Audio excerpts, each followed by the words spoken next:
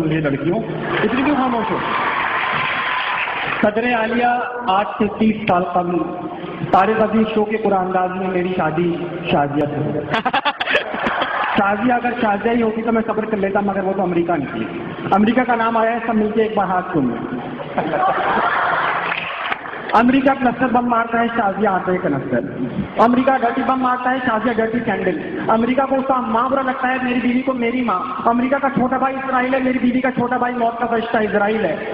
صدر ذوالفقار شادی سے پہلے میں 80 کلو کا تھا اور اب 800 گرام کا رہ گیا۔ بہت اعلیٰ۔ شادی سے پہلے جہاں نکلتا تھا لوگ کہتے تھے یہ مرد ہے، اب نکلتا تو لوگ کہتے ہیں یہ مرد ہے۔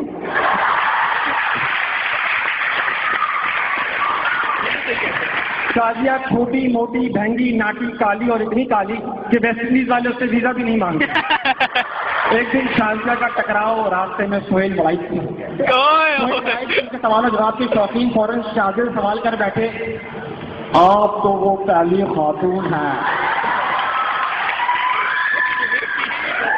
آپ تو وہ پہلی خاتون ہیں جن کا منہ ان کے بالوں سے زیادہ کالا ہے۔ بہت اعلیٰ۔ آپ کا دعویٰ ہے کہ آپ انسان ہیں، یہ کھلا تضاد نہیں۔ اس انٹرویو سے پہلے سہیل بھائی کے صرف دانت نظر آتے تھے، اس انٹرویو کے بعد ان کے دانت نظر آنے کے لیے بچے ہی نہیں۔ صدر ذوالفقار، میں لڑکیوں کے سامنے تقریر کرتے ہوئے تھوڑا گھبرا رہا کیونکہ لڑکیاں محنتی بھی ہوتی ہیں اور طاقتور بھی۔ محنتی اس لیے کیونکہ دنیا کی صرف 1% عورتیں خوبصورت ہیں، باقی 99% اپنی محنت سے بن جاتی ہیں، اور طاقتور اس لیے کیونکہ ہزاروں سال پہلے عرب لوگوں نے اپنی عورتوں کو زمین کے اندر دفن کر دیا اور آج ہزاروں سال بعد اسی زمین سے تیل نکل رہا ہے۔ بہت اعلیٰ، بہت اعلیٰ۔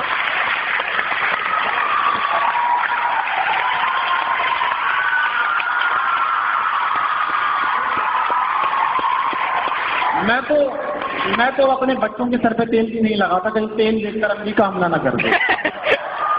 صدر ذوالفقار، تقریر تو اب چونکہ میں یہاں جج تھا، کچھ تقریریں ایسی تھیں جو جا کے یہاں لگی، کچھ تقریریں یہاں لگی، اور کچھ تقریروں کے بارے میں صرف اتنا کہوں گا کہ جن جن لوگوں کو رات میں نیند نہیں آتی وہ ان لوگوں سے رجوع کریں، انشاءاللہ افاقہ ہوگا۔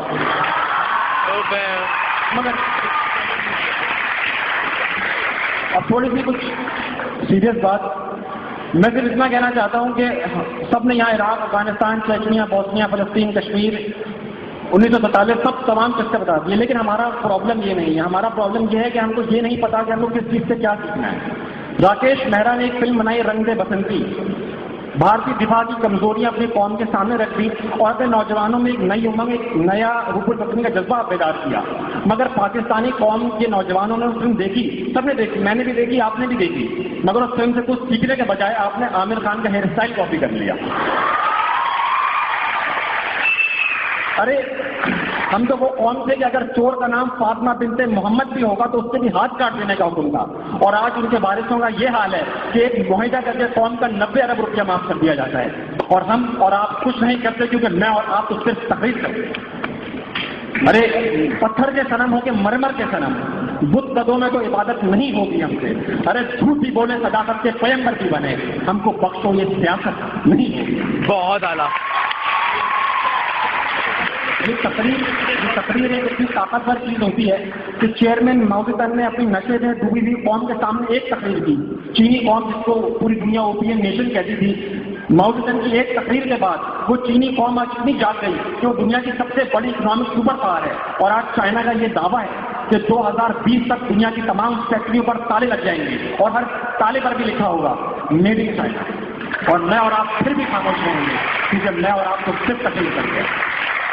آخر میں صرف اتنا کہنا چاہوں گا کہ نفرتیں ہیں جہاں موت کے بھیس میں، اور اعلان کر دیں کہ اس بھیس میں ہم کو 13 شبوں کی سحر چاہیے، ہم کو توقیر نوع بسط چاہیے، جنازے نہیں زندگی چاہیے، ہم کو سارے وطن کی خوشی چاہیے، وہ جو ٹوٹے ہیں دل پھر انہیں جوڑ دیں ورنہ اہل قلم بھی قلم توڑ دیں۔